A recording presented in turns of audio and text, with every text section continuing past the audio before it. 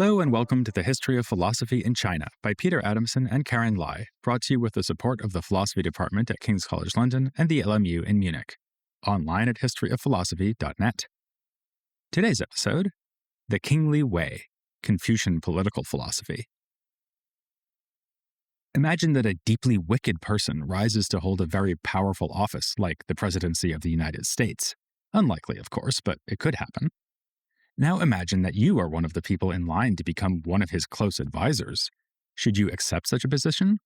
You'd probably be torn. On the one hand, you might hope to exert a beneficial or moderating influence on the ruler. On the other hand, you might be skeptical that the ruler, vicious as he is, would take your advice.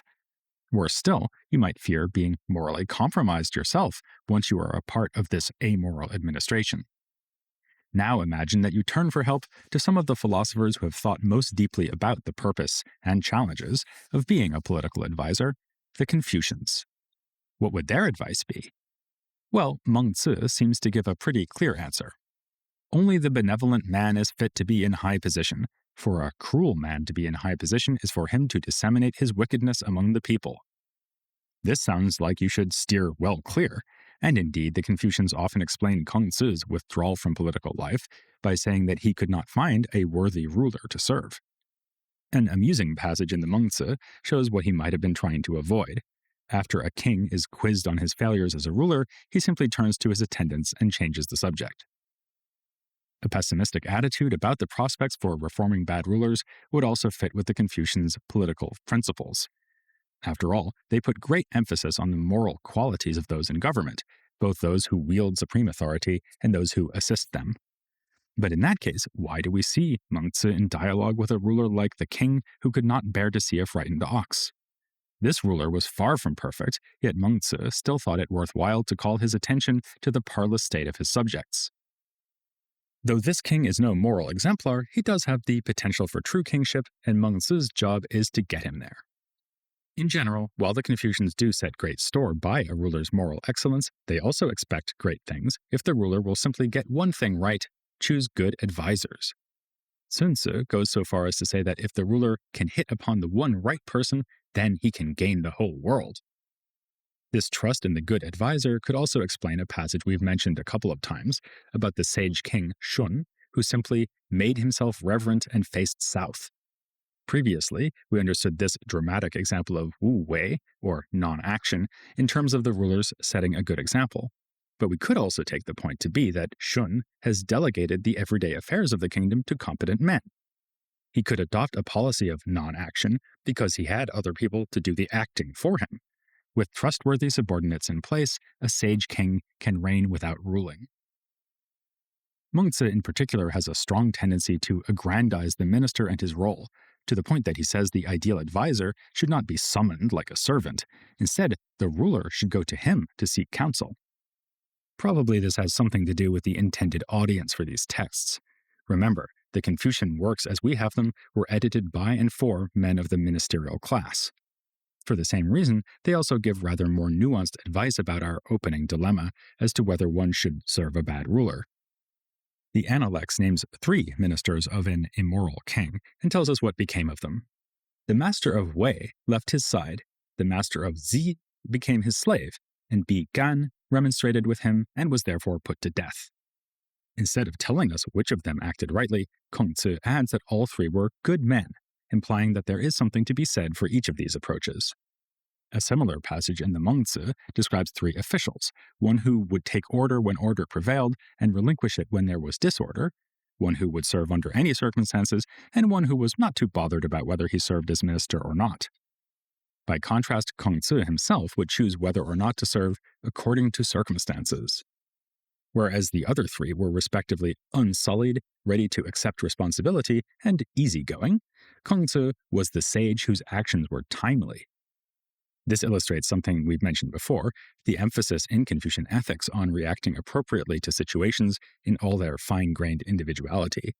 But it also acknowledges the difficulty of doing so when the question at hand is whether or not to serve an imperfect ruler. In light of this, we might wonder whether also at the level of their political theory, the Confucians have anything to say about imperfect circumstances. Modern political philosophers talk about ideal theory, by which they mean a description of the best possible arrangement for our political and social affairs. Even if such perfection remains out of reach, such a theory might still be useful by giving us something to aim at. The closer we get to the ideal state, the better we'll be doing. At first glance, the Confucians do seem to be ideal theorists. They eagerly tell us how fantastic everything is going to be once we get a ruler who follows the kingly way, Wang Dao, and appoints good men as ministers. The Analects describes the transformative effect this will have on the people. Oversee them with dignity, and the people will be respectful. Oversee them with filiality and kindness, and the people will be dutiful. Oversee them by raising up the accomplished and instructing those who are unable, and the people will be industrious.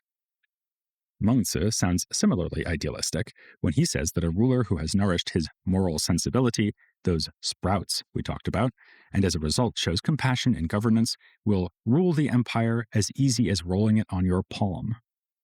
Even the apparently more cynical Xunzi makes an extravagant promise to any ruler who follows the correct Tao: making one's thoughts and intentions extremely cultivated, making one's practice of virtue extremely abundant, making one's knowledge and deliberations extremely enlightened.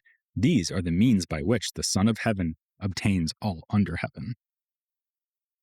Another feature of the Confucians' political philosophy that seems rather idealistic is their frequent comparison of the well-run state to the happy family. The ruler is called mother and father of the people, and the people are said to respond to benevolent rule by naturally showing obedience, much as children obey their parents. As Kongzi advises one ruler, raise up the straight and apply them to the crooked, and the people will submit to you. In another passage, he says, when a ruler loves rightness, then none among his people will dare not to obey. Notice that these passages are not phrased in terms of mere hope, or as exhortations to the reader to support good rulers. Kongzi is making a prediction, or even a promise. If the king rules with benevolence, the people will be happy and will do what he wants. Possibly the idea here is that the kingly way leads to such good results that the people will naturally show gratitude. But if we take the comparison to the family really seriously, then we'll probably resist this idea that political support is a kind of quid pro quo offered to the ruler in exchange for benevolence.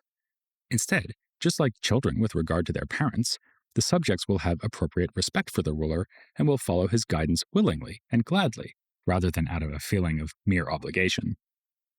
So, that's the ideal case.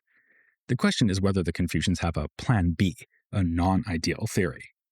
If not, then they would seem to be offering us only two stark alternatives. A people lucky enough to live under sage kings will flourish, both economically and spiritually. But otherwise they will endure the traumas described so vividly in the Mengzi, with the elderly left in ditches and so on. Historically speaking, that might seem a plausible interpretation. The Confucians look back to the days of Yao and Shun, or the Duke of Zhou, for a real-world example of the good scenario, and the Warring States period was giving them a daily dose of the bad one. But if we look a bit more closely, we'll see shades of gray. In the Spring and Autumn Annals and its commentaries, for example, it's not like every political figure is portrayed as a sagely hero or a despicable villain.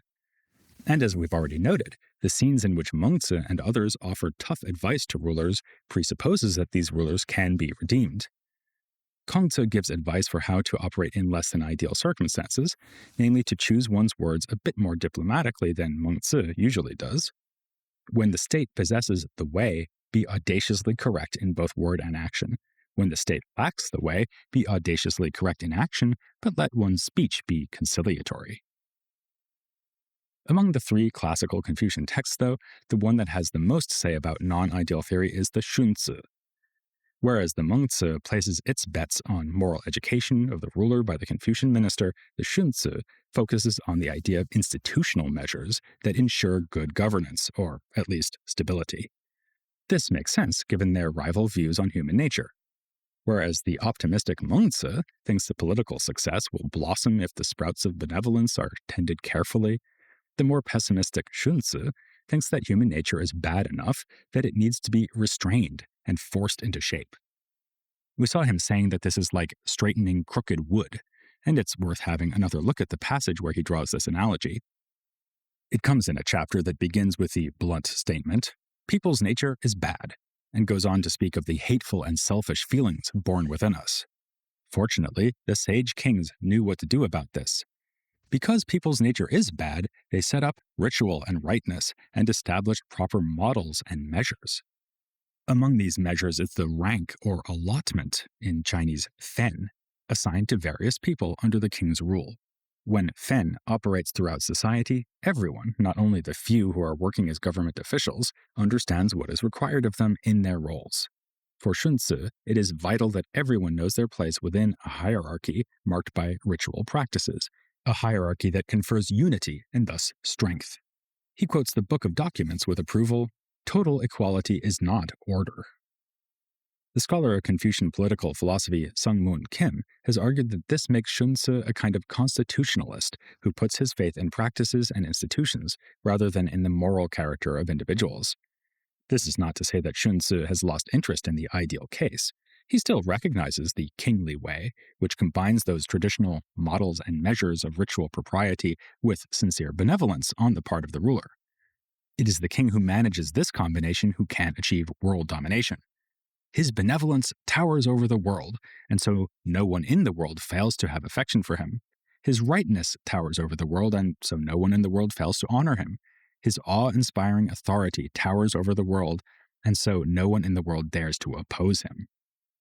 But the context in which Xunzi makes this remark is telling. He's contrasting the true king to the so-called hegemon, meaning a ruler who manages to be effective at establishing stability, but without showing remarkable virtue. Hegemonic rule is far more limited than true kingship. It allows for effective governance in a smaller polity like one of the warring states, not across the whole world. But the hegemon is not likely to be toppled because he's managed to establish appropriate measures and relationships of trust with his own people and with other states. Obviously, then, the hegemon is not a deeply wicked character. He needs to at least be trustworthy and disciplined, even if he lacks benevolence and rightness. While his positive features explain his political and military success, his lack of still greater virtue explains why that success remains relatively modest. So, Xunzi's account of the hegemon does show that he's thought through a second-best political order and found much to admire in it. This is in contrast to Mengzi, who also talks about hegemonic rule, but mostly in order to contrast it unfavorably to the kingly way. In a 2015 book, Lubna El-Amin argued that the concern with order, in Chinese "si," in the classical Confucian texts, especially but not only in the Xunzi, shows that their political philosophy does stand apart from their ethics. While the most idealistic passages in these works suggest that the good ruler, working in tandem with good advisors, will instill virtue in the whole population, in fact, our Confucians recognize that this is not going to happen under the material circumstances of their own societies. Even Mengzi, who is convinced that everyone has the potential for virtue, knows it would be naive to think that everyone is actually going to attain great virtue. After all, most people in his society are focused on the more urgent task of not starving to death. This is one reason he focuses so much on the attitudes of the ruler and his close advisors, the people who might be brought to virtue or something close to it. But for El-Amin, you can get pretty far without virtue, because the right rules and institutions will at least secure stability and social order. While agreeing about the importance of institutions for the Confucians, the aforementioned Sung-Moon Kim thinks that El-Amin goes a bit too far here. He worries that a Confucian political philosophy that is truly autonomous from ethics would be indistinguishable from the philosophy of the legalist school, a generalized name for those who advocated punishments as a form of rule. As we'll see in a later episode, these legalist thinkers dispensed entirely with individual moral considerations and built their whole theory around stability-inducing measures. In Kim's favor is the fact that Xunzi does not seem to prefer the true king to the hegemon simply because the kingly way gets better results. While it is true that the kingly way is longer-lasting, more militarily effective, and so on, its true fruits are the happiness and flourishing of the people. Even rule over the whole world is not an end in itself, but desirable because it would be best for all who live under heaven. In fact, our Confucians acknowledge that even the ruler of a smaller state could act with a view to the welfare of all people, not just his own subjects. Both Mengzi and Xunzi justify the so-called punitive campaign, a kind of humanitarian intervention in which a good ruler goes to war to liberate another state from a cruel tyrant. Thus, Xunzi, looking back to the virtuous Duke of Zhou, says that people of other lands were eager for his armies to invade their own, because they knew he would be a more benevolent ruler than the ones they were stuck with. This is a prime example of something we discussed in the episode on Yang Tzu, namely the Confucian acknowledgement that warfare is sometimes justified, even necessary. Here, violence is not a departure from benevolence, but an exercise of benevolence. A good ruler should always be reluctant to wage war. Mengzi is disdainful of those who do so just to increase their power, and Xunzi speaks disapprovingly of those who engage in brawling. But warfare is sometimes required by the kingly way. As Xunzi puts it, I have heard that in the way of the ancients, the fundamental task for all use of military forces and offensive warfare lies with unifying the people. What about the prospects for removing a wicked or cruel ruler, not through external intervention, but through internal revolt? It would be pretty daring to speak out too enthusiastically about this while living in a monarchical state, of course, yet our authors do consider the question. Some readers have even seen hints towards a democratic tendency in the Confucians on the basis of passages that make the support of the people a litmus test for successful rule. We already saw Kongzi saying that good rule will make the people respectful, dutiful, and industrious. Similarly, he remarks, when the way prevails in the world, commoners do not debate matters of government.